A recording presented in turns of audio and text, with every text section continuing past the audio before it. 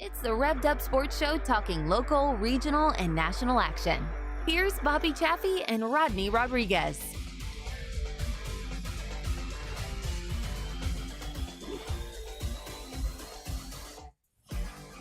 Well, hey, everybody. Welcome to your favorite Monday evening show on a special Tuesday edition. Trying to, take the day off for Labor Day as it was and back in the groove. Ding, ding. Oh, no. Back in the groove on Tuesday. That show sucks. And it's on right now, by the way. I saw that. That's the only reason I try to throw, what is it? Don't throw stones in a glass house. Is that what it says? That show's okay. That guy's going to pay me to go work his event, so it's all good. But, hey, man, Tuesday night, not a bad thing. Totally good with that. Hopefully Labor Day was good for everyone. If you're like most people, you worked. Labor Day, you work your ass off, so it's all good. He was off. I think he was off. I was off all day. I had a nice 3-day weekend. Yeah, this guy was camping, going out, going to football games. You had a good weekend, dude. I did. I had a good weekend. Went camping on Friday night, and then into Saturday morning, and then drove from just outside of San Marcos down to Houston for the U of H UTSA game. How'd that go? Could have gone better. 3 interceptions by the quarterback, a missed field goal, and some incredibly shady shit by a ref. Doesn't usually lead to a victory, and it didn't. So now we await the everly impressive Kitty Cats at Texas State coming to the Dome here on this Saturday afternoon. Ticket sales are quite a buzz right now, as you can imagine. Texas State sold out of their allotment by noon on Monday. Yeah, so they have asked for more, and I don't know if they're going to get any more, but the ticket sales for that game have gone exponentially through the roof since Saturday night's ass whipping to Baylor. That game is subtly important, just like everybody loves Colorado, just like everybody thinks Duke football is as good as Duke basketball. That's about the way that fan bases work, just like it is in racing.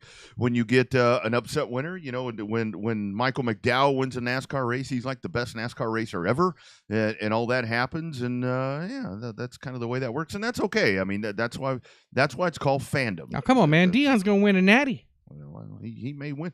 He may win one of these natties. I mean, Deion's may gonna win a natty with as much pub as he got. Well, and the whole thing is, I mean, and you guys, if you want to hear what I really think about football, Texas Sports Unfiltered, like that YouTube page, and I'll tell you what I really think about all that shit. But what I was talking about today is when Deion Sanders goes and recruits a whole new team. All these players that and here's the bottom line. I didn't say this on that show today, and as we go into the first 15, here's the deal. So I've heard people say you can't strip a football team down and go in and insert a brand new one like you can in basketball, and whatever the case. What Deion just did at Colorado. Transfer portal changed that, didn't it? Well, here's the whole thing. And it's folks, well, these are all people from Jackson State. These are all, whatever. Well, for whatever reason, they couldn't go to Georgia. They couldn't go to Alabama. They couldn't go to Texas. They couldn't go to USC. Whatever the problem was, they couldn't get there. But Deion got them to play at Jackson State, and now he plops them into Colorado. Odds are these are really fucking good football players. And I think we saw that. Yeah. I think we saw that. Well, and they have no film. Now, you have no idea what they're going to play like. TCU was going in blind. To a certain extent. I mean, you can watch the Jackson State film and kind of get a rough idea of what's going to happen. A lot of this, Bobby, TCU ain't no good. I mean, they lost everything. I mean, they lost a lot. But still, it's a great story. Oh, no, their offensive coordinator got his ass handed to him. Former offensive coordinator got his ass handed to him by Duke on last night. It's a good story. It's a good story. It's good for college football. It's good. It's a good feel-good story. It's a good motivational story. I mean, all of that. I love that part of it, but, whatever. I mean, for all the folks that are like, yeah, Deion Sanders, man, what a job he's doing. I mean, give me a break. I mean, if this was, Joe Dan Bailey, head coach at Humble, I'm just making up stuff here. The name is not made up. But if it was that, he goes to Colorado, puts a ragtag team together and goes out and beats last year's national championship runner-up, yes, that's a great story. But this is not really that big of a thing. Actually, I'm interested in that coming game against Nebraska. That could be with Matt Rule trying to get a big win up there in Big Red Country. I mean, Nebraska, you know what's going to happen. They're going to jump out, lead by 20, and find a way to piss it off at the Yeah. end and lose it. I mean, that's what Nebraska does. But hey, man, I'm just glad that we're into. Usually, when we get to this time of year, when we start talking about football and all this stuff, things have cooled off. It's cooler, and we're able to start discussing some big race season and all of that. Well, it ain't cooler. But we are definitely into big race season, and some big stuff is coming up. Huge stuff. By the way, on the show, talking to Donnie Wilson. He's coming up here in about less than 10 minutes, or just over 11 or 10 minutes. We'll talk to Donnie Wilson getting back behind the wheel again, winning in a super late model. We got Rowdy Day, we got Dalton Faulkner, and all of y'all's comments that can be a part of the program as we start moving forward. But Bobby, I think as we get into this, when we start talking about big race season, I think super important for folks to get to one of these events, man, because there are so many that are coming up, dude. There are so many big races coming up. Well, the good news is it seems like every track has one, right? Mm-hmm. So you definitely want to support your local track, and it does seem as though here in the, I don't know if you can call it modern era of promoters actually working together, they seem to actually let the cars and stars off of their local track to participate in these big shows in the event they're scheduled on top of each other. Mm-hmm. We've seen a lot of it the last couple of years where they're not scheduled on top of each other. But it's bound to happen, especially as big as the state is. Somebody may be scheduled on top of somebody up in East Texas, and South Texas may be having a big one. Your guys like Dalton Faulkner, Justin Whitehead, Kyle Cummings, some of those guys have to determine where they're going to go, right? Your big dogs. But for the most part, there's enough cars to go around if they happen to schedule a north versus a south race. But every track seems to have one. The success rate varies. We've seen down there at Texana, the Clash turn into an incredible big race down there. One of the last ones, because it's in November, we've seen Owens South Texas Race Ranch come in and be very successful. And you've seen the guys at Rocket, the Cowboy Up Classic coming up. I still want to see that on the Mechanical Bull. And then you got Arclatex, what KR's doing up there. You got Kennedale's got that humongous race coming up with the Sport Mods this weekend. With the Sport Mod Nationals there at Kennedale. So we know a lot of people. Actually, you're actually, when you going to San Antonio tomorrow? Or is that today? No, probably not. I need to reach out on that, by the way, because that's kind of changed up a little bit. But yeah, man, there are so many big things coming up, and then obviously right now you got the Super Nationals that are going on, and I think that's one of the biggest things with everything going on at Boone. And now that I'm a little more in tune with everything that happens right there with these folks that are trying to punch that ticket to go to Boone. I mean, you've got that, what is it, the 4th through the 9th? I mean, all the way through Saturday.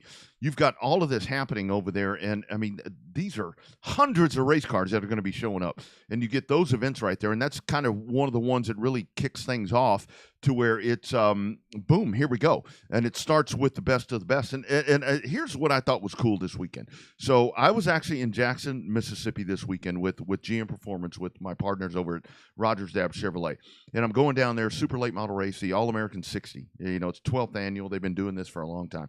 And I start roaming the pits and looking around, and I'll be damned, there's Cody Leonard. To go down there and see that just kind of tells you the reach of what this sport is for us right now, is to where you got all of these huge events and guys are traveling and they're going and they're chasing a lot of it. We can say chasing money, with big money races and so forth, but a lot of it, I mean, for example, Cody and those guys, they were doing they're doing a full tour. I mean, Jackson just happened to be one of the stops on that tour that they were doing. I mean, at that point, I mean, that's not chasing money. That's chasing passion. And that's what we see so much when we get to these big races. And the thing is, Bobby, you got, with the dwarf cars, you got the Dwarf Car Nationals coming up. I know CBS is doing something. Heart of Texas is doing that as well. So this is really the time where it gets to, this is a great time. I mean, regular race season is great. I mean, the weekly stuff is totally cool. But, man, when we get to these, that's where it gets to be a hell of a lot of fun, in my opinion. Well, I think that it ends up, it's a season of the accumulation of a season, right? You build up, you build. You build towards your championship races. You build towards your championship battles and points and stuff like that. And then, boom, when that's done, the next thing is the dynamite for your great big event. How many people can't make it out to Heart of Texas on a Friday night? But there's a hell of a lot of people that can try to get to Heart of Texas for the Fall Classic because it's on a Saturday. Yeah.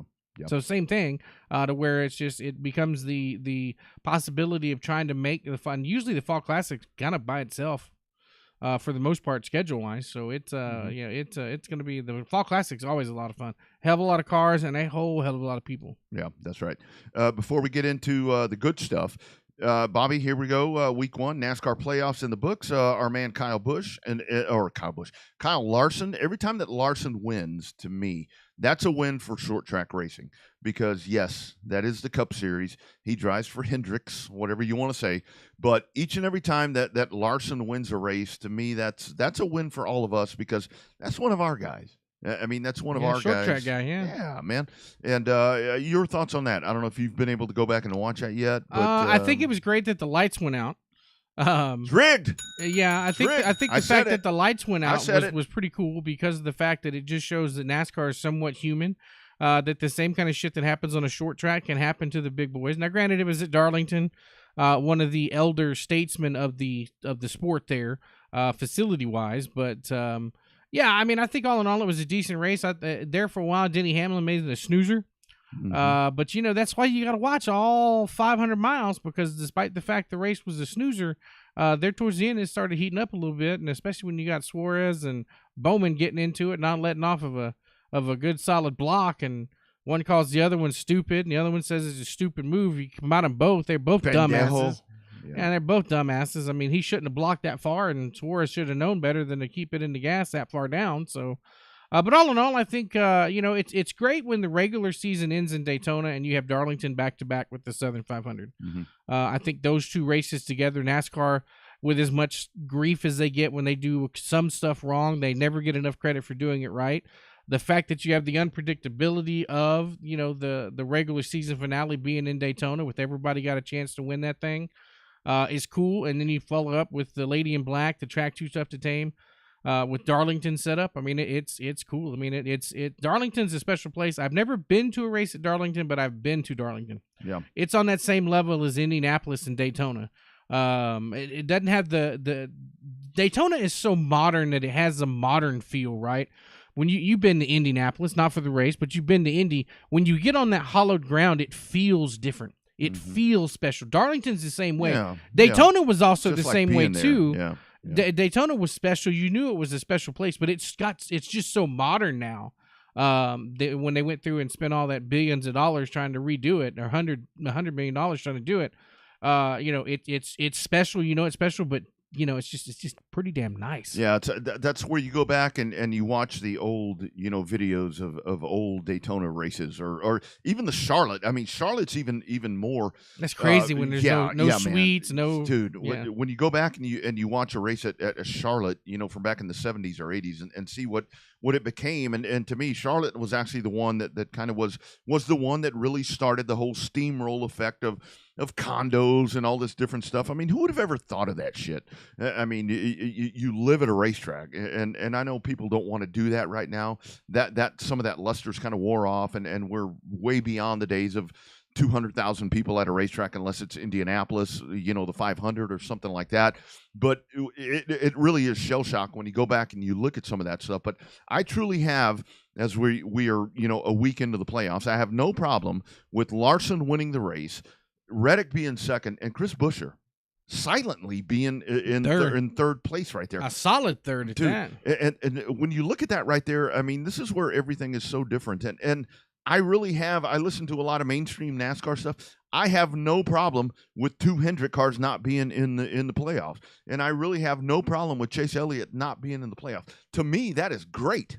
I mean, to me, that really tells us what the state of NASCAR these days, for all the people that want to be detractors and want to bitch about everything. Look, your number one dude, he's probably still going to win most popular driver of the year, I'm assuming, unless Kyle Busch wins it this year. Yeah, the way shit's working now. But your most popular, the most polarizing figure that you have when it comes to a fan base, he's not even in the mix for a playoff run. And to me, that's pretty damn cool. To me, it's been a good run up to the playoffs to this point. Well, I think we'll see in the television rating. We'll see if there's more people that are not watching because he's not in championship contention, or we're going to see that more people are watching because they want to see when he's finally going to win this year. So and I'm glad he hasn't still won. a couple of interesting events for him to come through. They just hadn't had that. Well, that 9 team hadn't had that performance before he hurt his leg. Bobby, think about this, Bobby. If it had been a thing with him being hurt and being so far behind in points, if he'd have punched a ticket and won at one of these races, I mean, what would the outcry have been? I mean, you know what we'd have gotten with that.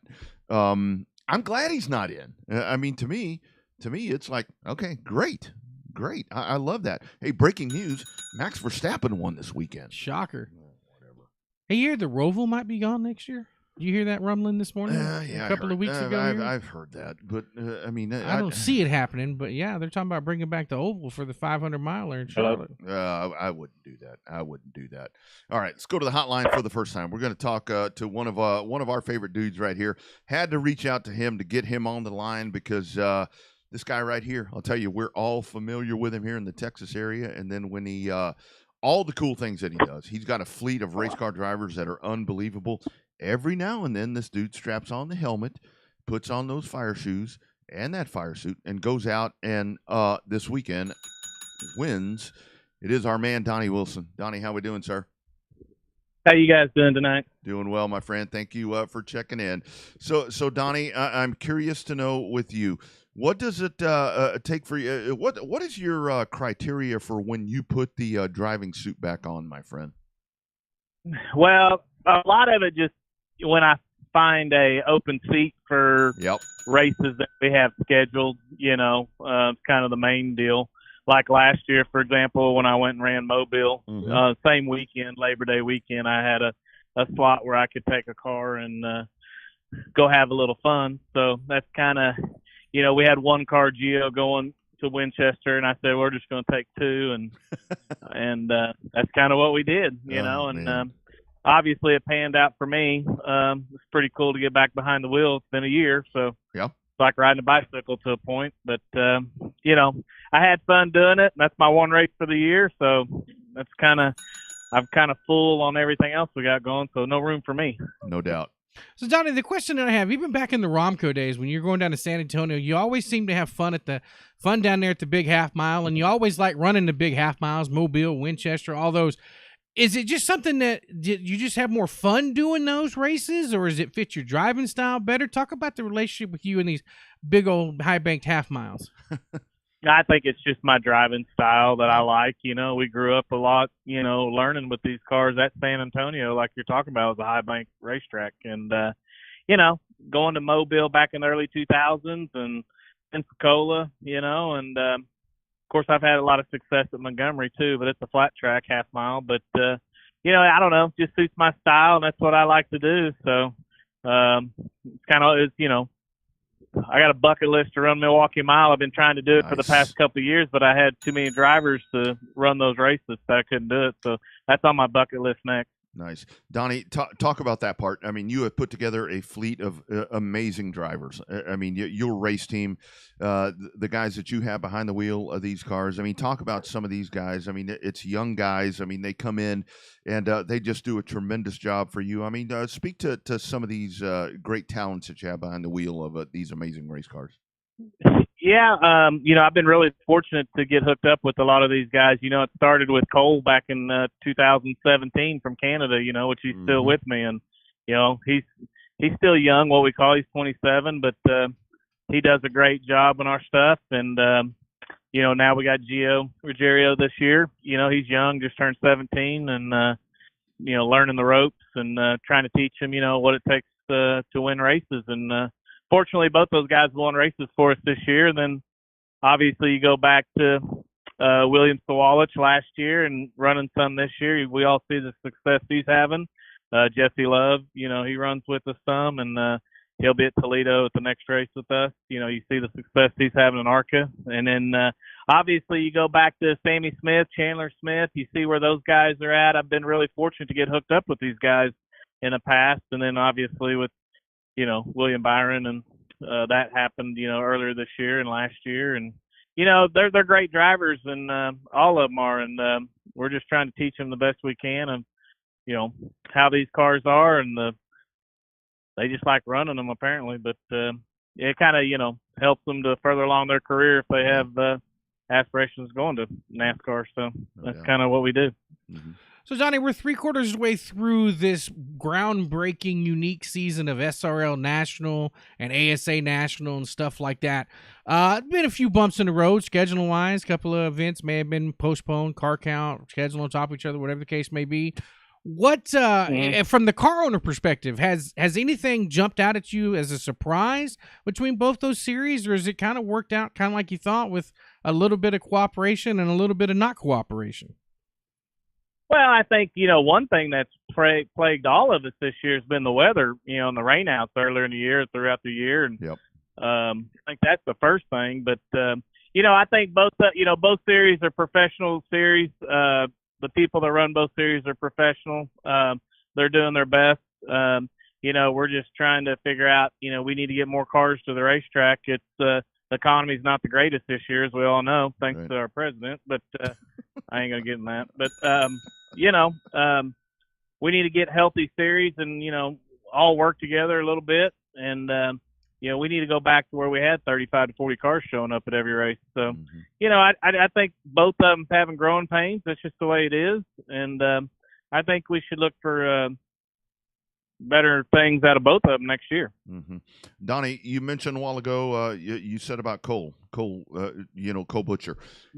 Yeah. Mm-hmm. How cool for you guys, back-to-back wins at the Oxford 250. It's one thing, to come up here and dominate the South and do all this stuff, but man, that shit up north is really cool. Talk about that. Yeah. That the stuff he does up north is actually his home team at home. That they're different cars than ours. It's not my stuff, but I feel fortunate just to be a part of him running our cars and his experience. And I mean, it's pretty awesome for him to go back to back. You know, I mean, he's like I said, he's an awful talented kid. When I first met him, I swear he reminded me of a young Kyle Busch. And he kind of drives like it and kind of helps our team also with our other drivers. So. Kind of a good deal for all of us. Mm-hmm. So, Donnie, in terms of the program moving forward for the rest of the year, you've got your drivers lined up, talking about Jesse Love and all of that. How do you end up scheduling that? Is it just a combination of where the drivers want to go? I mean, obviously, you got one standard driver that's going to be running all of them. I mean, do you just guys have a spreadsheet that you guys work out, or you used to call one guy and say, "Hey, do you want to run here? This is kind of your track or your track." How does that work? Scheduling the drivers like that. Well, the first, when the schedules come out first part of the year, we just sit down with every driver and kind of have a game plan what they want to do, and excuse me, what they want to do. Like Cole, for example, he just wanted to do the ASA stuff, and that's kind of basically his 10-race schedule for us this year, with a couple little, that come up he'll want to do or he does do. Gio had a schedule, a pretty healthy schedule the first of the year. Jesse had when he wasn't running the ARCA car or committed to something else, he wanted to run as much as he could. So that's kind of how that all played out. Same way with Sawalich, we have him for 10 to 15 races this year. So, when he's bouncing off of the ARCA schedule. So, it's basically just keeping those guys racing all the time to keep them, working on the craft and trying to get better each week. Yeah, I got to ask you, Donnie. In my opinion, it's been, as I've been watching here, the last couple of years, William Byron, who's jumped in your race cars and done really well. It seems to me his productivity on Sundays has gotten a lot better since he started doing some short track racing. In your opinion, is that something that has helped him? I think it has. Man. Well, I mean, yeah. I'll just break you up and tell you that was his whole intention of doing this stuff, was to help him on Sunday. That's why Eric Jones is running cars like this again. And I think in the future you'll see others, because what they're telling us is the horsepower to weight ratio makes more sense. Of the super late models relates more to the Cup car nowadays than anything. So that's kind of why they're trying to do it. So I love it. And like I said, there's no telling how many you'll have at the Derby this year, those kind of caliber drivers, so I wouldn't be surprised you had 6 or 7, just like Chase Elliott running Berlin, running some other races with us, and like I said, it's they just like I said, they're trying to work on the craft with the minimal practice qualifying stuff they got going on. They just don't have much track time besides the sim. So That's right. They're trying to do what they can to to get the feel back in them. To help them out on Sunday. And like I said, I think it's helped quite a few of them. Mm-hmm. So you mentioned the Derby. Let's talk about the Derby real quick. In terms of just the mass of it, is the Derby itself almost too big? I mean, I know that sounds weird, but I mean, is it just too big where you're getting 60, 70 cars trying to go? You're only going to get 35 or so in the show. I mean, is it just too big of an event, or am I just thinking outside the box too far? Nah, I think you're thinking outside the box. Oxford had what they have, 58 cars, for that almost 38 car field. I mean, so I mean that's it is our Daytona 500 or whatever you want to call it, our biggest race of the year. So that's going to attract them, So Tim Bryant does an excellent job obviously at Five Flag Speedway, and it's a great event, It just, in my opinion, it's a great event. Obviously it's our favorite race of the year.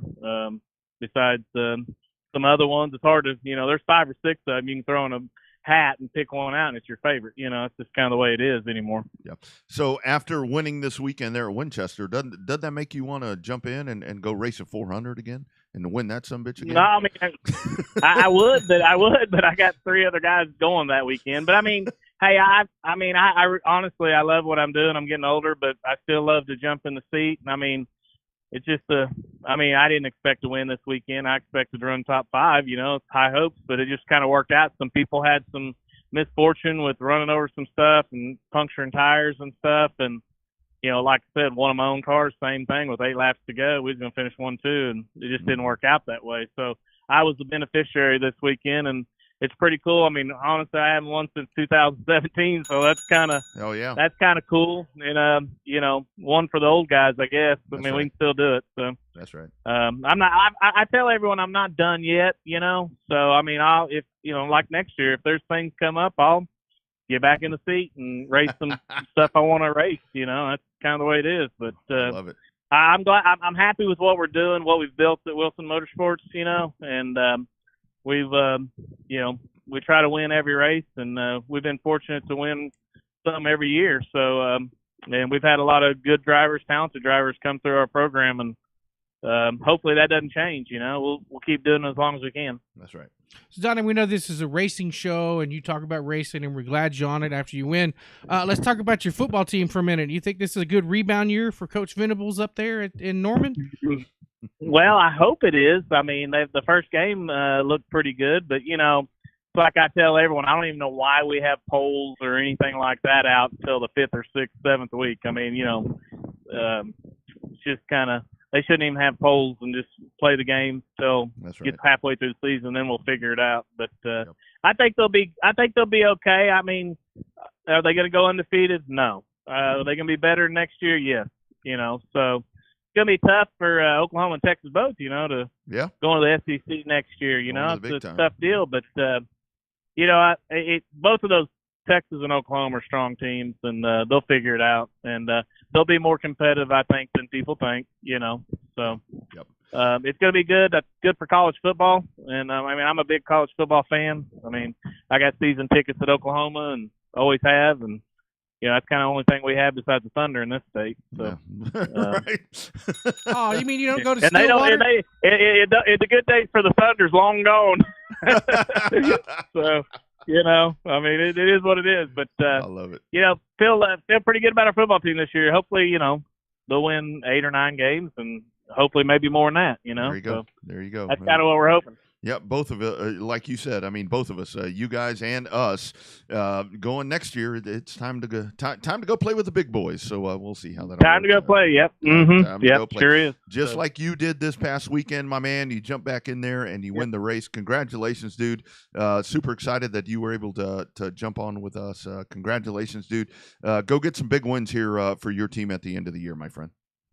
Well, that's what we're shooting for. We got guys working hard, and my drivers are working hard. So that's the plan. And if it works out, maybe we'll get 1 or 2. It's tough competition every race. Oh, yeah. Everyone's getting so close anymore. You look at qualifying so close. can't be off very much, you know. But we've had if you look at super late model racing this year, you've had a vast, you know, a lot of different winners. Bubba's winning races, obviously Majeski's winning races, talented guys, you know, won tons of races, but other people won too. So that's good for our sport, and hopefully look forward to, you know, like I said, more wins, and just keep doing what we're doing. That's right. That is right. Thank you for jumping on, my man. Looking forward to seeing you at some of these races at the end of the year, brother. I'll come shake your hand. Yeah, no problem. Thanks for calling. All right, Thanks. man. Take care. You bet.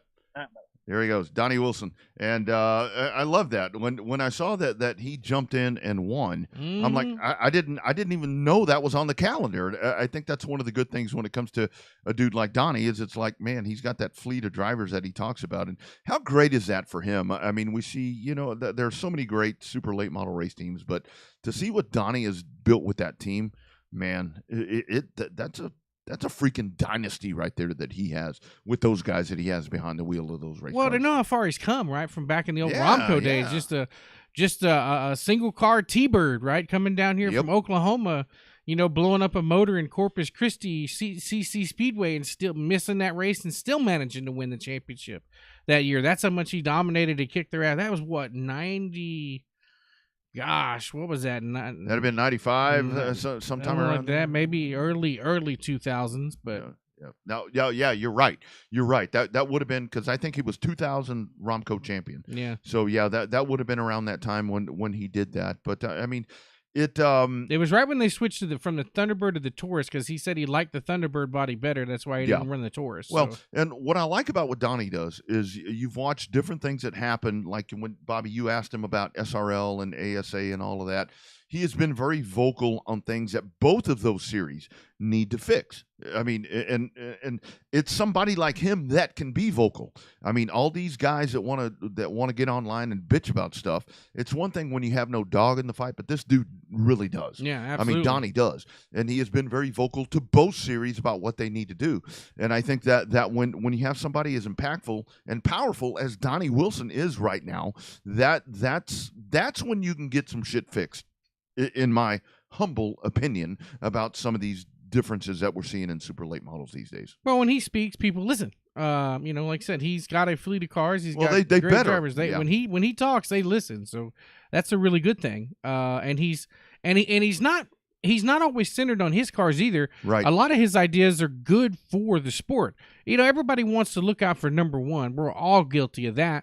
But I think at the same time, he's been able to come through and actually come up with ideas that's better for everybody. And you know, if he can find a way to make some money along the way, sure. If he finds a way to save money, that's great. If not, then, you know, whatever. But he's there for everybody.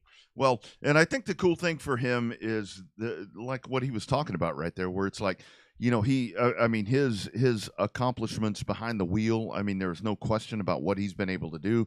I mean, the man has won the 400. I mean, but when you have an opening like that, and it's like, okay, I'm going to dive behind the wheel, I'm going to go racing, and that's a good problem to have when you have somebody like Donnie Wilson doing that stuff. Well, it's the other part too is that now if there's an issue, he can say, I know my shit's good because I'm winning in my shit. Yeah. What's your excuse? Yeah, no doubt. Great conversation right there. Donnie Wilson, Wilson Motorsports winner this weekend at Winchester. We'll definitely follow them as we go into, like we said, big race season, dirt and asphalt. All right, back to the hotline, and here's a winner this past weekend. Man, doing it in the limited modifieds. Topless. Took the top off and parks it in victory lane at RPM. It is our man, Rowdy Day. Mr. Day, how we doing, sir? I'm doing good, brother. How you guys doing? Man, we are doing so well, my friend. Talk us through the weekend, dude. That looked like a hell of a lot of fun out there for you guys.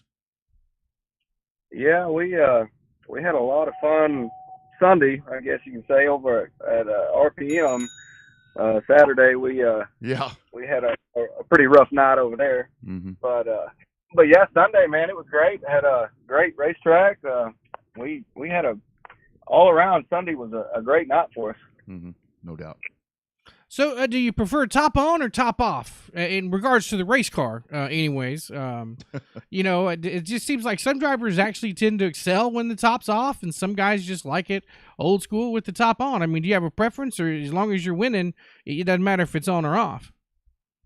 Honestly, man, when I get in the car, I don't realize it's all. Like when we start racing, I don't really even pay any attention to it. I just drive, and it don't affect me either way, with or without, to be honest with you. Yeah. Rowdy, how big a difference does that make? I mean, because I see when you have a topless race or whatever. I mean, what's the advantage of not having the top on? I mean, I'm kind of newer to dirt myself, but what happens when you take that top off? Well, on a big track, I could see where it would. Right. It would be an advantage for you because you got your rake or your roof, you got your sail panels and all that for your, it's about like having a wing, if I had to guess, with a sprint car. That on a big track, it's going to give you more traction, really all the way down the straightaway, and your sail panels are going to help you through your corners and your entry. On a big track, you're going to definitely, I would feel like you're going to feel the difference. On a small track, stop and go, I really don't think it's going to be an advantage or a disadvantage either way. Yeah, that's what I thought. So in terms of your season, up and down a little bit here and there, but talk about, we're 3/4 of the way through it, almost all the way through it, depending on if you race more big shows or not. Talk about your season as a whole. Is it what you expected? Did you want more? Did you overachieve? Tell us about your season so far.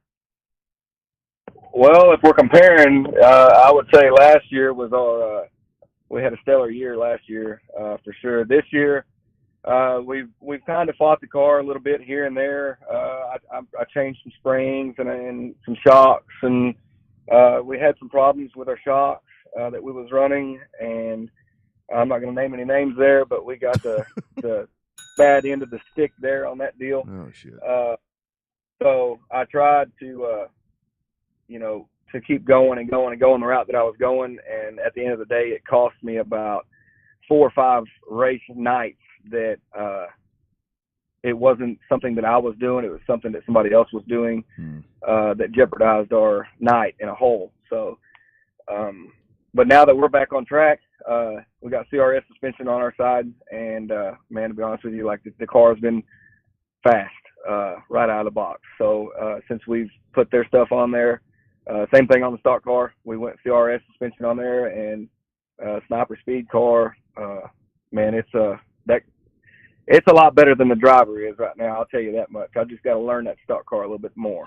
But, there's a lot to that shit, dude. I mean, and kind of talk about that. I mean, I know that right now, I mean, with limited modified, sport mods, whatever, modified and everything, factory stock, IMCA stock cars. Kind of talk about a little bit of that divide. I mean, you get a lot of guys that maybe raced in a limited modified or a sport mod. They've gone to the factory stock because that's the coolest shit happening right now. Kind of talk about some of that in your opinion at this point when it comes to dirt track racing around here. Well, I mean, there's a lot of guys that go into the factory stock because simply they got the car count and they got the money. I mean, they're paying $10,000-$15,000 shows, which there's no problem with that. I mean, in my opinion, if you got the car count, if I was a promoter, I'm going to pay them guys more money because they got more cars. Yep. So, what I have now is a, IMCA stock car, and I bought it simply to travel with. I didn't really want to race it every weekend, just something to go to like Boone and up California, just travel around with it. And learn it, but seems like when I got it, that was my plan, but I've raced it down there every weekend since I've had it local. So, but yeah, I mean, to answer your question, I mean, there's a lot of guys that's going to the factory stocks because of the money. I mean, and it makes sense. I mean, if you want to race for big bucks, that's where it goes. For me, I want to race for big money, but I want to race with guys that got a little bit more respect for their equipment. And that's why I got the stock cars. I feel like these guys would have more respect for their equipment. Now, have I seen that yet? I have not, because I've gotten torn up every weekend so far, but shit. That's just part of racing, Yeah. So, right, it seems like you're on point with everybody we talk to in terms of that divide between the big money for the factory stocks, yet the sanctioning and the traveling of the stock car. Because it's like the guys that want to race bigger shows, they say, okay, we're going to go to this big IMCA show because we don't have to change much because it's IMCA sanctioned versus, the big dollar shows where you go for a factory stock and those guys think they're racing for, strippers and cocaine at the end of that race. So it seems like the advantage to the stock car has definitely been the sanctioning body. Well, IMCA, USRA, whatever the case may be. But I mean, in that aspect of it, is that you wanted to travel to California? I mean, is that the selling point for the stock car, was just being able to just know that you got the sanctioning body behind you? Yeah, I mean, IMCA, we've had our differences with the limited deal. We've had our altercations and stuff, and I'm hoping we can get all that stuff put behind us, move forward.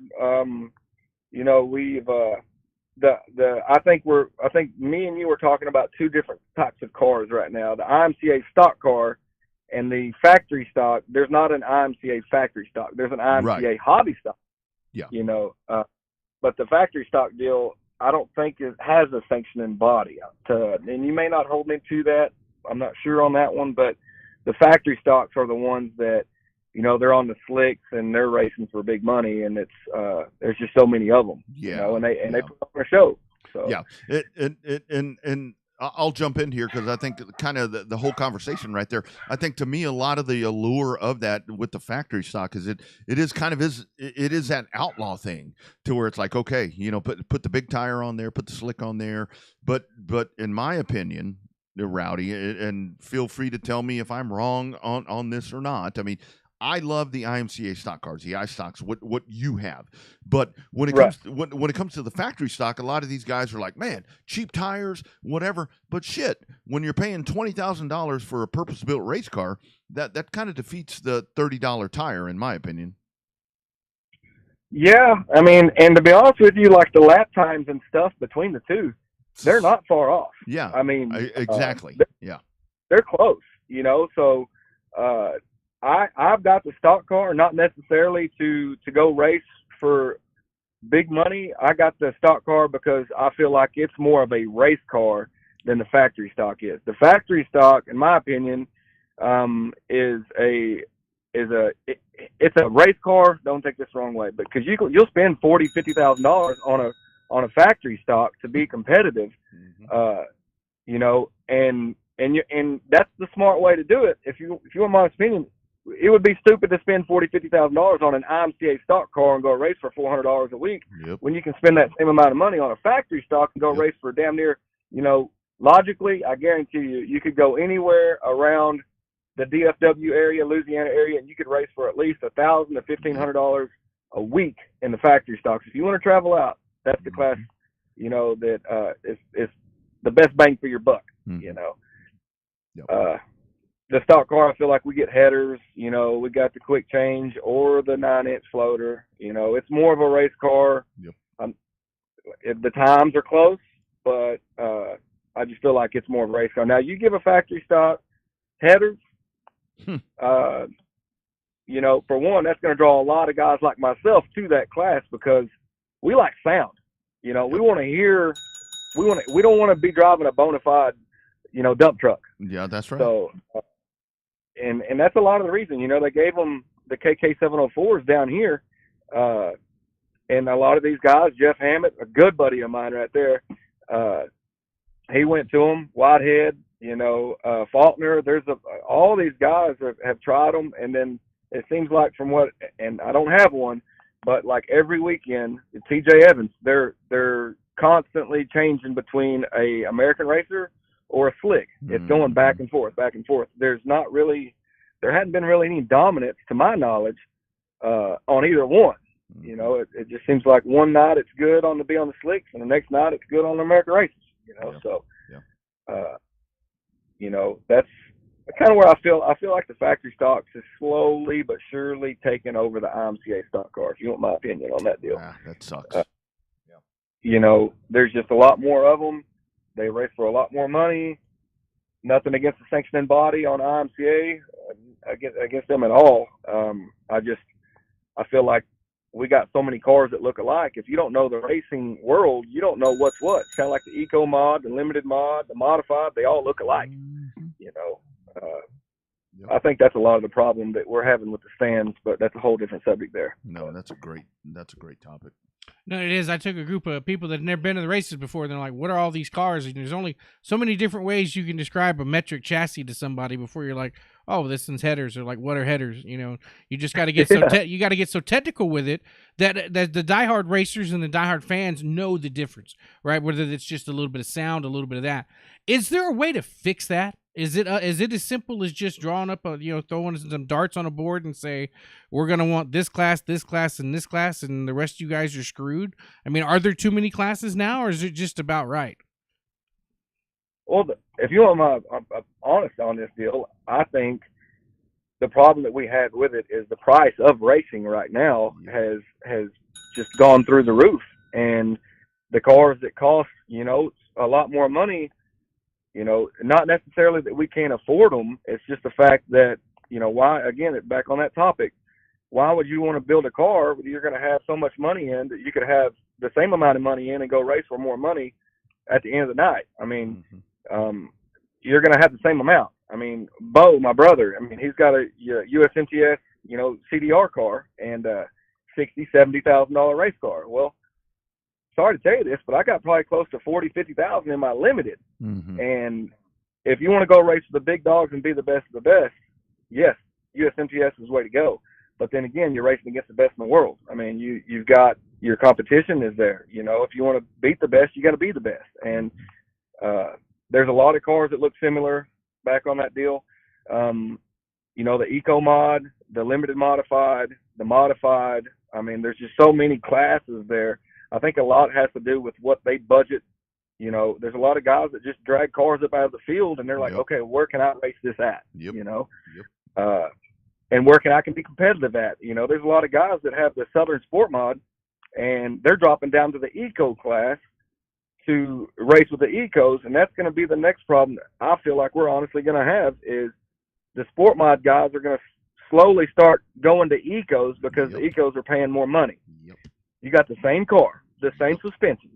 I mean, everything is identical. The only thing different is going to be your motor. And there's a lot of guys that take their motor from the limited and run it with the ecos because you can't really tell the difference. So, there's just, we got too many classes. We're trying to be price effective for the guys that can't afford to spend all the money. But the guys that want to race and be competitive, no matter what we're in, we're going to spend the money to be competitive with it. Yeah. So. Yeah. No, and I totally agree. I mean, being a pavement guy for a lot of years, that is what has killed pavement racing. You got 10 fucking classes and all this stuff. It's like, come on, man. I mean, thin this thing out. You can't tell the difference between any of the stock car classes or whatever. And I totally get what you're saying. But I do want to ask you something on a positive side. When it comes to like limited modifieds, I really like when you talk about an entry level class, like a junior limited or something like that. To me, that's where you need to start the new racers in my opinion. Put the kiddos, the folks that are going to carry the thing forward, put the kiddos in something like that to where you can progress. I know we've seen it in Waco a lot to where we've got 3 or 4 or 5 guys and ladies that started in that class and they're doing well in a sport mod or limited modified. I like that part. But I do think, man, we are just oversaturated.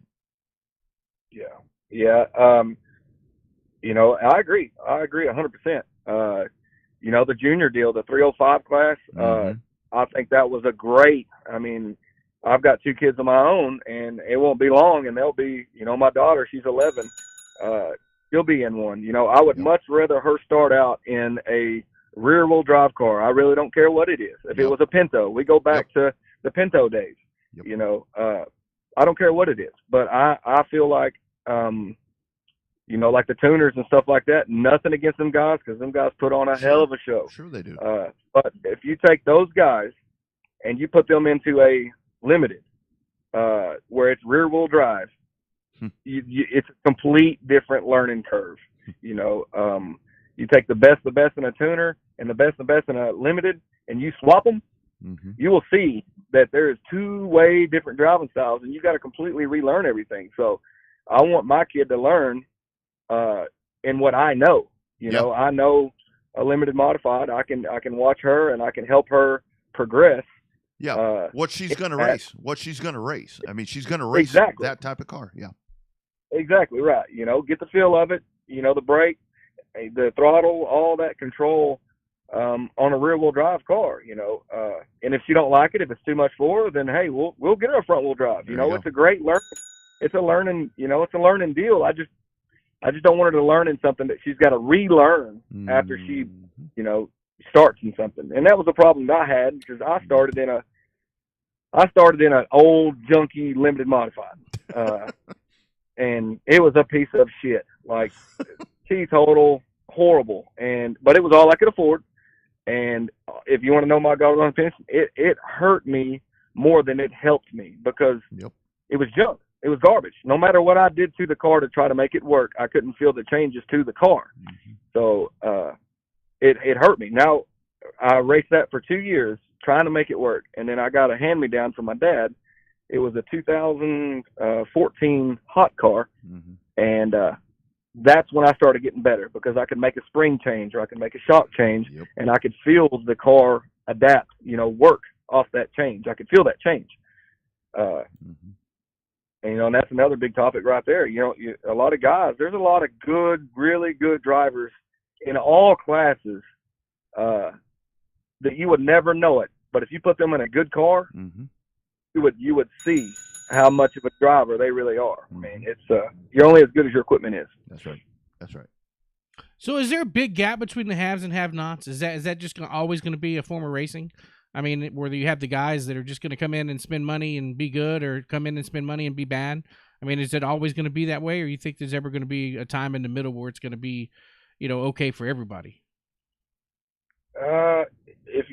My opinion on that deal, you know, I feel like you got the guys that go out there and race for fun that don't, you know, they're just looking for something to do on a Saturday night, and they're going out there that with a $2,000 car just to have fun, and we appreciate those guys. I mean, those guys are what, you know, they bring in their car. It just like, you know, if they got a $2,000 car and I've got a $30,000-$40,000 car, that doesn't matter. They're out there to have fun just like we are, and you know, sometimes that does cause a problem as far as, you know, not having respect for your equipment, you know, and overdoing it and stuff like that. But I mean, no, I mean, if you go to a big show, you're going to have, you know, 5 or 6, what I call squirrels, but they're there to have fun.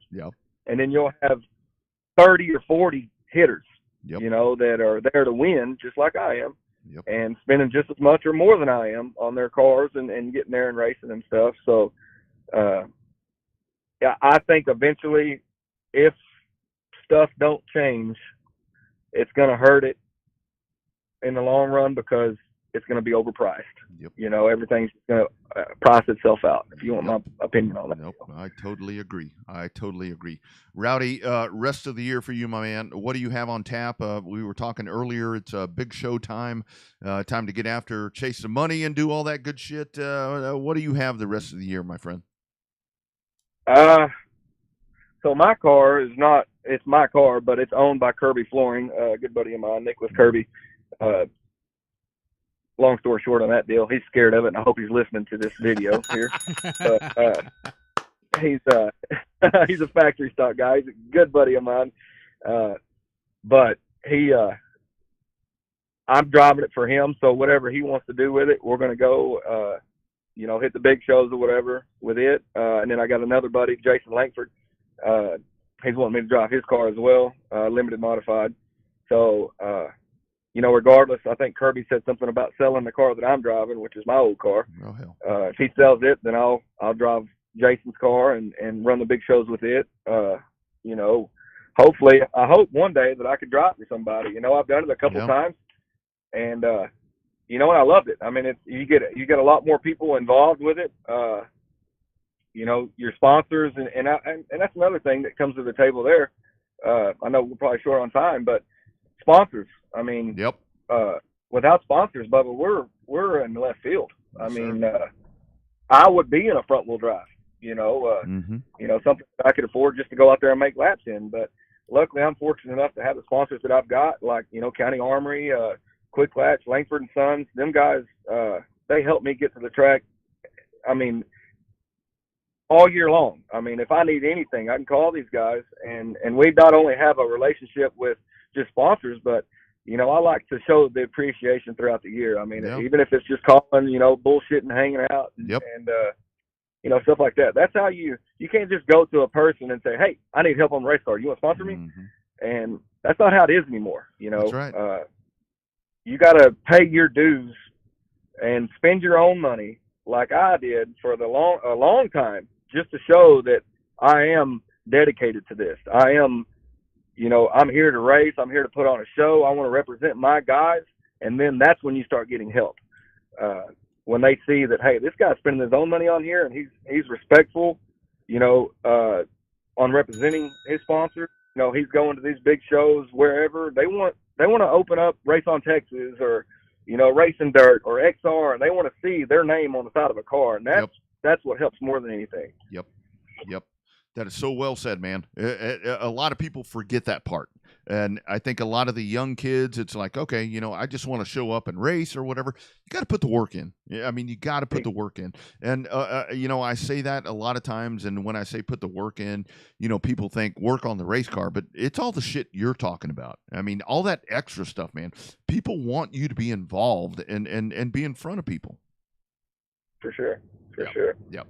Good stuff, Rowdy. Yep. No, man. Great weekend for you, my man.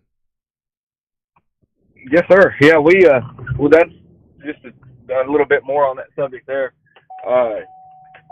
If you ever go to a sponsor, and this is for all the guys that are listening that were just like me,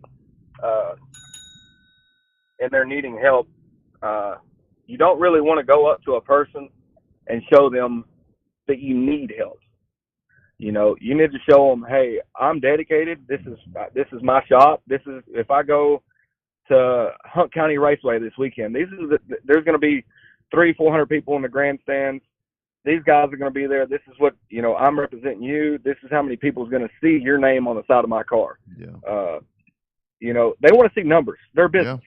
Yeah. So just like me, you know, I own 3 businesses. You know, if I'm going to sponsor somebody, I want to know where you're going. You know, what we're racing with, the competition level that we're at, you know, who all is going to see my name. You know, let's do something with it.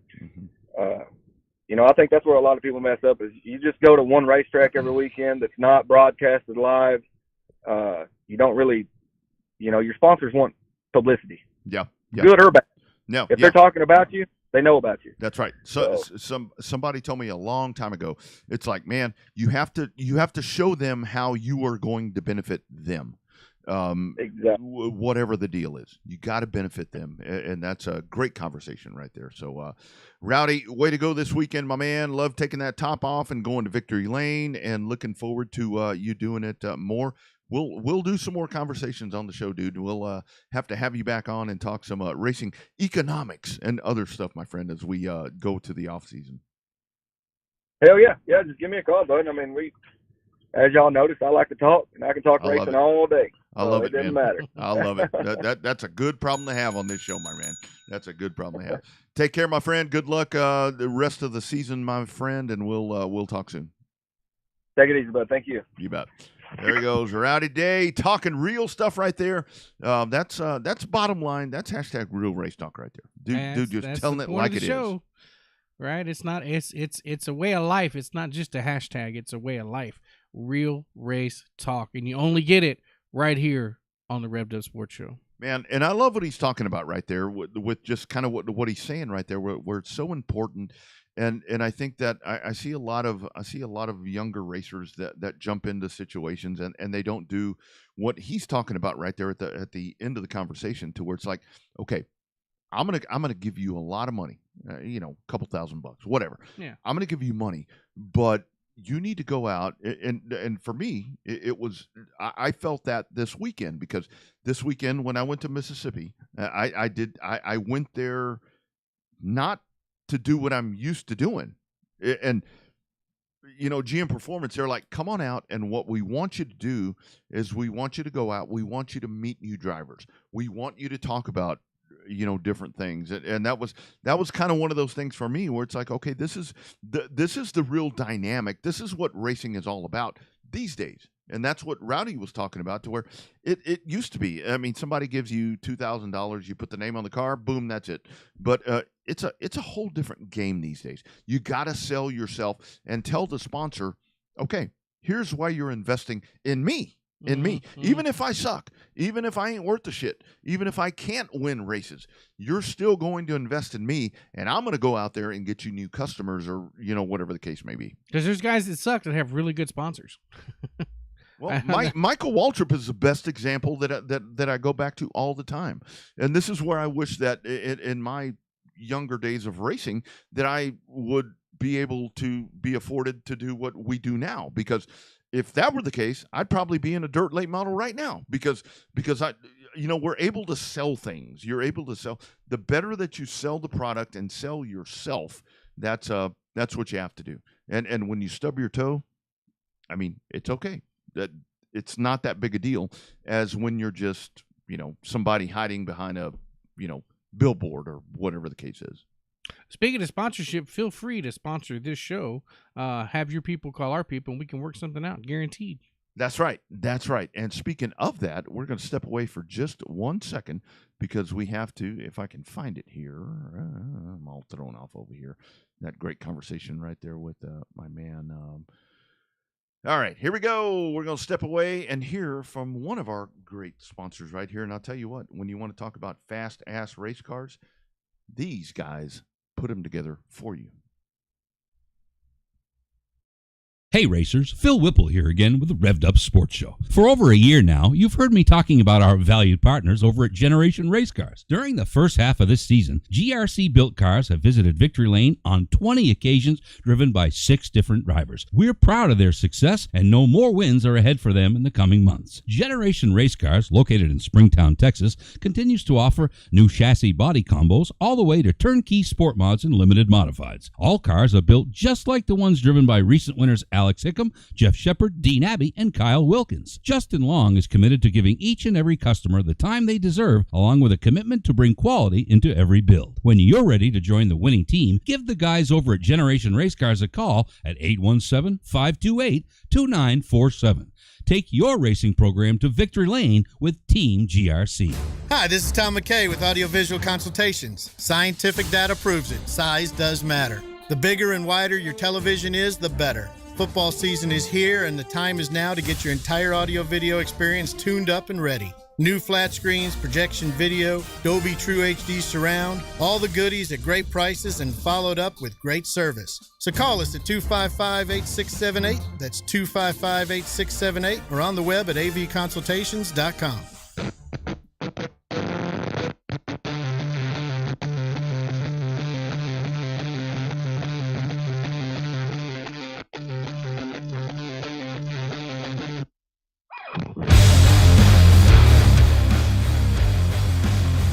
Back here again on a Tuesday night edition, special Tuesday night edition of the Revved Up Sports Show.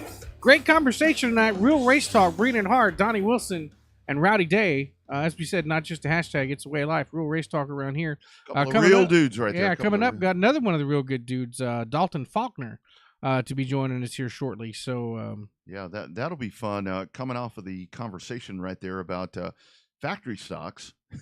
It'll be fun to talk to him about 7,036 reasons. Yeah, some money in the bank right there after another big win. So that is the dude right there. I'll tell you what, he really is the man when it comes to these factory stocks. Let's go to the hotline. Final time tonight.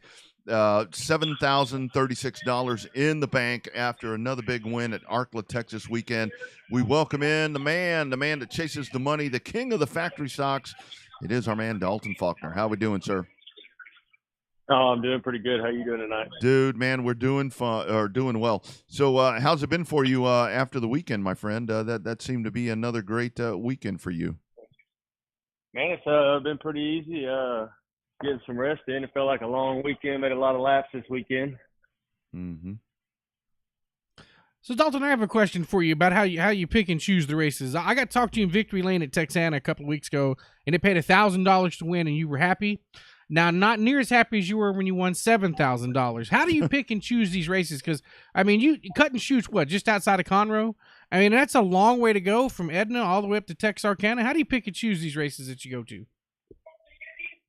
Man, it's really just wherever they pay. Like I usually say, if there's a comma in it, I try to show up to it.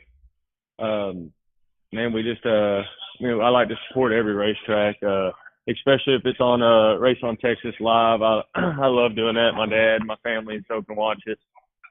Man, like I said, whenever, especially if somebody puts up some money to try to gather some cars, I usually be there to support them 100%. Mm-hmm. Dalton, how great is it for you guys? I mean, we were just talking about, factory stocks, limited modifieds, all this stuff.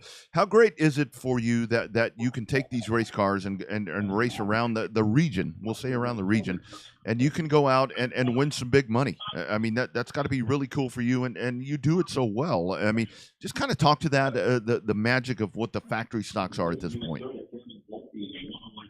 Man, it's I sit there, I watch late models, I watch these modifieds all the time. It's always been a dream to go run, they're big money shows all around the state, the U.S. Mm-hmm. But unfortunately, I can't do that. But the factory stocks is thankfully here in Texas. It's the next closest thing I really see to it. As of affordability, man, you got a lot of competition. The tracks put up good money. Every track races them. This year it's a little bit different with them having the tire change. Some tracks you can run the KKs, and then other tracks, the F45s are still mandatory, like at Texana, RPM, Hot Speedway, and so forth. But man, it's really nice to have this class to be able to race everywhere in Texas for sure. No doubt. Is it hard to explain to somebody what a factory stock is? Because I know I took a bunch of people to the races that had never been, and I tried to explain what a regular hobby stock was, what a pure stock was, what a factory stock was, what an iStock was, and they said, all you keep saying is stock, stock, stock, stock, stock. So how in your mind would you explain a factory stock to somebody that's never been before? Man, I said it was easier when we were on the pull-offs. The factory stock, that's what it was the F45 pull-offs. It's a slick tire. Everybody, thought it was an asphalt car, really, and you had to explain to them, no, we raced on dirt with them.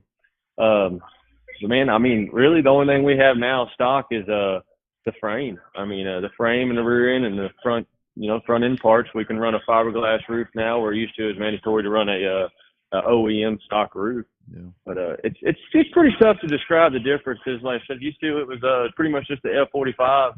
And you could tell a difference from there. But now, like, you pull in a hot or something, or you pull into a racetrack that has multiple KK704s, it's kind of hard to decide, from a street stock to a factory stock now. Mm-hmm. Faulkner, let's talk about that tire change. I mean, that was the one thing when the year started, when that change came about, it's like, okay, KK704s, a game changer. But we've had a lot of races to where guys are still on the F45s or whatever. Kind of your thoughts on all of that. I mean, to me, the allure of the factory stock is, I mean, put a stock car on a big old fat ass asphalt slick and let's go. But your thoughts since the tire change has come about. And the only thing I love the F45s for the cost, the efficiency. Mm-hmm. The racing, it made everybody equal, which I still say the KK704 kind of equalizes it out. But man, it was really tough to get a hold of the track on whenever they watered them quite a bit. There was a couple secrets out there that people knew about how to fix that, but that was never a fan of. I was never a fan of that part. It's too easy to do that. But anyways, we'll get off that subject. But right. But I like the KK704s, and thank goodness I'm in the middle. Cut and shoot's in the middle of me going north and going northeast and going racing with KK704s, or I could turn around and go south or west and go race with F45s. It's just a decision I want to make that week. It's you go in a regular night on $400 with some KK704s. Not that I do this to make money or anything, but it's nice to break even at the end of the night. And it's pretty tough to break even now with the KK704 on a regular night. We went to Texana and Cotton Bowl and went over there. it was you can actually put a little bit of money in your pocket and get ready for the next weekend. Mm-hmm. So when I talked to you in Victory Lane there at Texana, I asked you the question about preparing for the big money races, and I didn't even realize you were going to run up at Arklatex and win the $7,000. And you said that the only difference between your program, between racing at Texana for 1,000 win and racing it for 7,000 win, is that you buy more fuel. To explain that just a tick more, I mean, is it so every race is an important race, and you prepare that way mentally and physically for every race with the nut and bolt and everything? Yes, sir. Pretty much.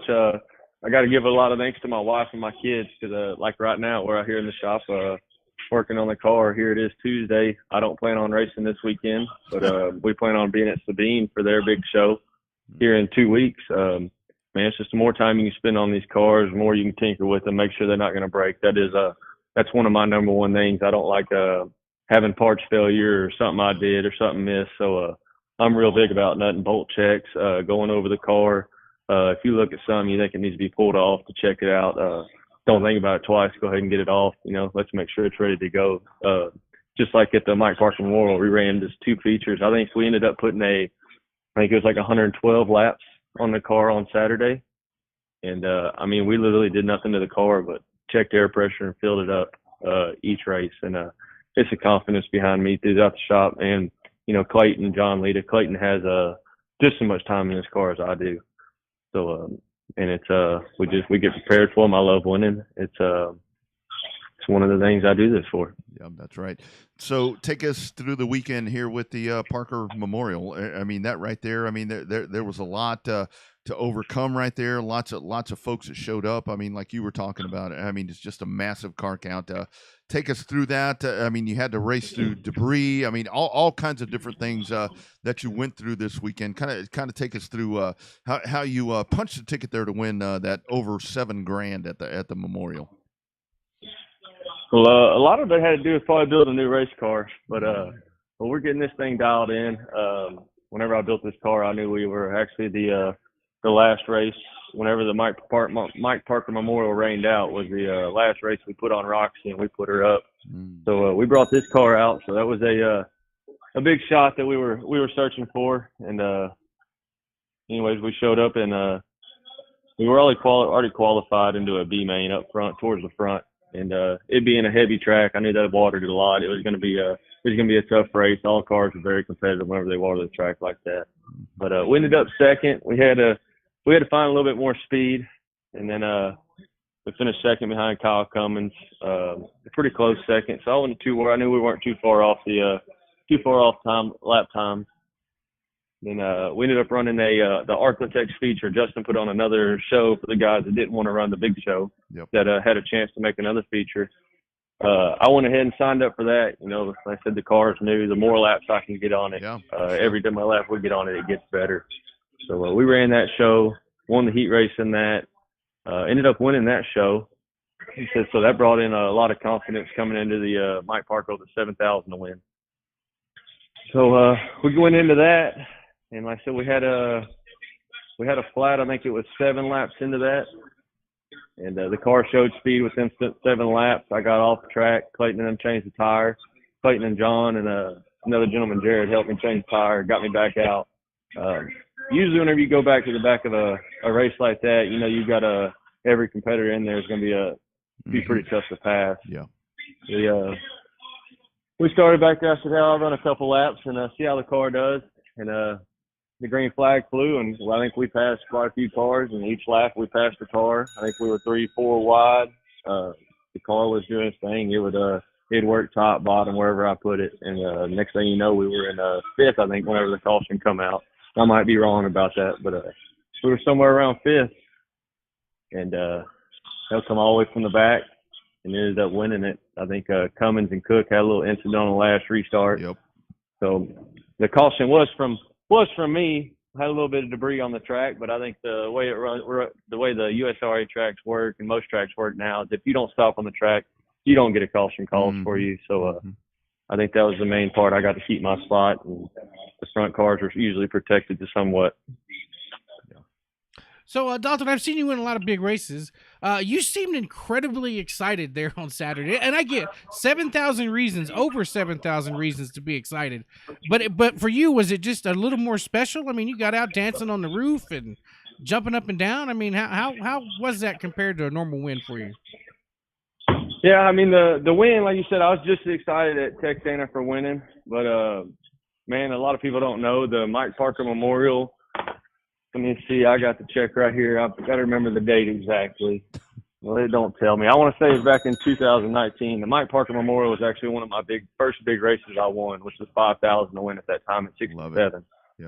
So, I mean, whenever you can ever back a race up that you've already won, it makes it pretty special. But us coming from the back to the front with minimal cautions, just the way the night ended out, man, it was that's a blast coming from the back of the pack to win the race.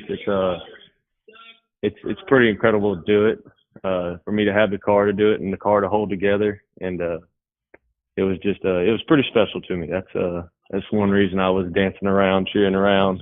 I don't even know what I was doing, but I was happy. You look good, man. Yeah, it looked good on Race on Texas. I love that sure. emotion, man. That's what it's all about. So Dalton, what's left? I mean, now we've been kind of the theme all night has been okay, big race season. I mean, now's when the money starts to flow in, kind of starting with this past weekend. So what all do you have left on the roadmap? Feel free if you don't want to tell people where you're going, surprise them. Show up. I mean, whatever. What you got left? Where are you going to take this brand new badass race car?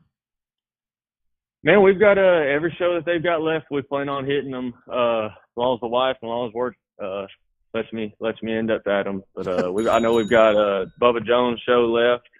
I think the Louisiana State Championship is this weekend. Yeah. I'm not going to make it to that one. I've got some duties around the house I need to take care of, get done, and then man, I know we've got the Cajun Classic left. We've got the Clash. We've got South Texas. We've got the Texas Grand, the Halloween Havoc out here at 105.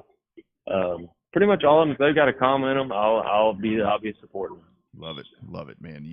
You are the man, my friend. Congratulations on that big paycheck, man, and just keep doing what you're doing, dude. And thanks for jumping in here, man. I know it's been a busy weekend for you, but congratulations on that big win. And dude, you are the man. That's the only thing we can say. You are the man. I was this past weekend. We got to prove it again. So that's well. I appreciate y'all having me. You seem to do it well. My friend. Dalton, we'll talk soon, my friend. Take care. Thank y'all. Appreciate it. You bet. There he goes, Dalton Faulkner. And, that, again, that's one of those guys, he kind of downplays it. But, like, when he shows up, it's like, oh, hell. It's like the old Freddie Fryer days, right? When he showed up and you were like, oh, now we're going to race for second. Yeah, I'll tell you what, man. It and that was a hell of a finish right there at the end of that, and again another big show right there, and that's kind of the thing that we can take out from what he's talking about and what Rowdy was talking about is to where kind of Rowdy really set the plate right there because Dalton Faulkner to me is really the one that echoes everything that Rowdy Day was talking about is to where, man, I'm going to build this race car. I'm going to go out and I'm going to chase $5,000 or $7,036, whatever it is. I'm going to go out there and I'm going to do that. And it is Dalton that really does kind of set the benchmark right there. And there are a lot of really good factory stock racers. I'm not sitting here licking Dalton's nuts, but I'm just telling you, he's one of the top tier. Dude, let me save you here. One of the top tier talents in factory stock. He to really name them is. all would be an injustice to all of them. No, that's exactly right. And the other thing, I think, and we can have this discussion probably in the off season once we get done, but kind of something that Rowdy kind of got confused right there that you were asking.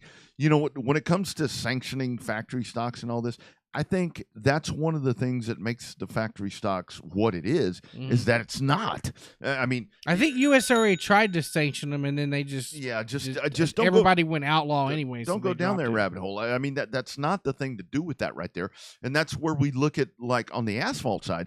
To in my opinion, the equivalent on the asphalt side is an outlaw, and I really think, Five Flags does a good job of getting outlaw cars together. But, man, if we could see on pavement the Outlaws what the factory stocks are, holy shit, man, that would be a savior for local pavement racing. But it hasn't happened. And I think with the factory stocks, what it continues to be, don't sanction it, please. No, don't touch it. Don't mess with it. Let it do what it's doing. But I do think that it's at a point right now. The tire thing was the first thing to where now there's that option. I'm going to be curious to see during the offseason how that continues to materialize. Because a lot of them guys love them $30 pull-offs. That's what made the allure.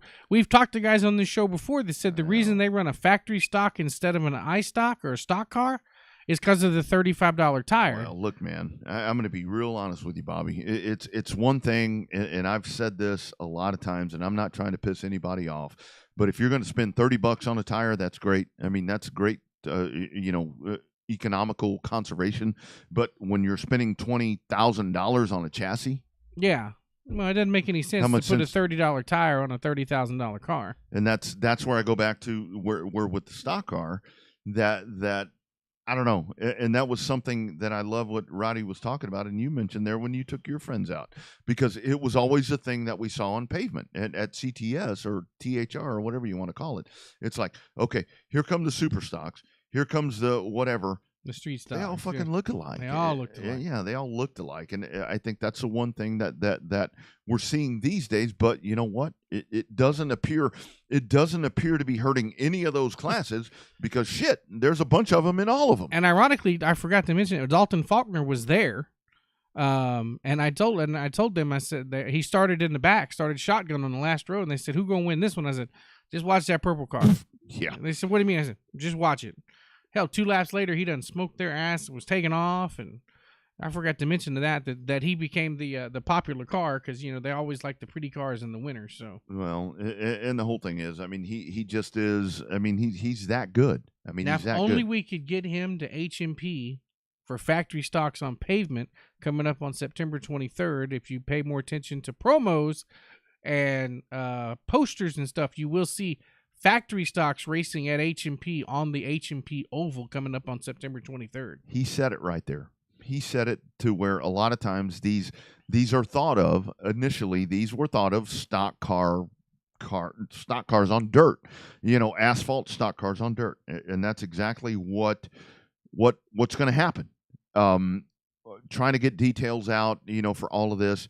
You're probably not going to go there and break the bank. You're probably not going to go to HMP and pay for your weekend there, but something different. I can't wait to see, the guys, the dirt guys that show up. I mean, for the dirt guys that go race there that have not raced on pavement. Here's a pro tip. You're going to have to fucking air up those tires. You can't go out there running around with 8 pounds of air. It ain't going to work. You're going to have to. But seriously, Bobby, think about this.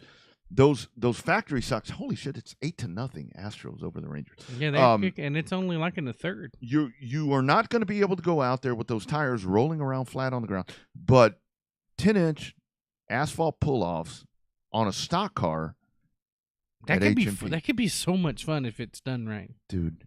Not that I think that Owen is going to do it wrong. I'm just saying, if everybody participates and tries something unique. Everybody's been talking about, what if we can put factory stocks there in Houston? Now's the chance. Now we just got to get people to show up for it. Blow them tires up, get them to hold air, and come on out. Come on out, because this is going to be a lot of fun. Nathan Billingsley. I mean, this is the post of the night, and we've said this. The factory stocks were originally started to be a starter class that was affordable, but it jumped the shark. Sure did. Famous last words. That's what happened. So when I was in Mississippi this past weekend, they had a 4-cylinder class. They had I don't know what they called them, but dude, these were pro sedans on dirt. Like Pro 4s? These were Texas pro sedans on dirt. These fuckers were going by, and it's like, holy smoke. I mean, they had to have weight jacks. They had to have all these things in these cars because they were so freaking fast. Dirt track Pro 4s. Those are good. These were not Hornets. These weren't Eco Stocks or whatever the hell we call them around here. These guys, I'm like, holy shit. Was it a 4-cylinder late model? No, I mean, it was a 4-cylinder. I mean, it looked like TPS. Okay. I mean, it looked just like what 37 runs with their class. But these guys, they were able to make some rule modifications because, man, these things were so damn fast. Yeah, no, I mean, it's here once in a while, 4-cylinder class will jump out and get somebody's attention. Call out Steve Sims, Adam Haw, Don Painter. Bring your shit to Houston. That'd be fun to see Steve rekindle. Well, hell, Adam too. All of them. Come on, guys. Painter won a championship on asphalt with his sport mod. A few, and all of these guys. Bring them out, man. Compacts or tuners. I don't know what these were. These were their own things. I mean, it was very much, to me, it looked like the Texas Pro Sedans on dirt, and they were ripping.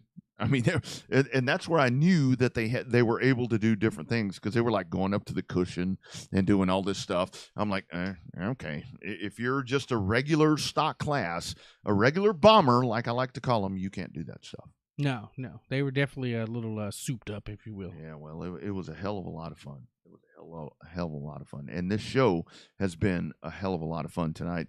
Donnie Wilson, Rowdy Day, Dalton Faulkner. Man, I don't think you can get much better than that. Not bad for a Tuesday night. On a Tuesday. Rowdy Chenard heading to HMP.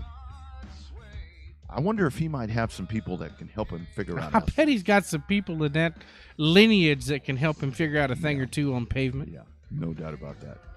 You guys be sure and check out all of the audio podcasts and these shows. RevvedUpSportsShow.com. RevvedUpSportsShowTV.com. Rest of the week for you, my man. What's going on? This poor guy. He's actually got to work nowadays. I know. The new job makes me work a lot more than it used to. Friday I get a chance to go down to the $40 million new athletic facility headquarters for UTSA and have lunch with the athletic director, and then maybe even get a chance to talk to the coach on Friday. And then, of course, Saturday it's back to the Alamo Dome for Texas State versus UTSA. So tell them strap it on, because Texas State's a bad sumbitch right now. I know. They're tightening down that helmet. This is the first chance they've had it beating us in 5 years, so we'll see. Here we go. Going to be fun. Great weekend coming up. Find a short track. Hey, Sprint Car's heading to Texana. That's right. I was actually going to fill in for you for that, but I can't with a new obligation that I have, so I can't be a part of that. But, man, just get yourself out, and, man, big race season. It's about to get hot and heavy and about to get to be a hell of a lot of fun. Great program. Thank you all for being a part of this. He's Bobby. I'm Rodney. We're the hell out of here. We'll see you back, I'm assuming next Monday. Probably Monday. Just stay tuned to the socials. You'll know when we know. Yep. Have a great week. Stay cool, hydrate, and be well. #Real Race Talk. This has been the Revved Up Sports Show.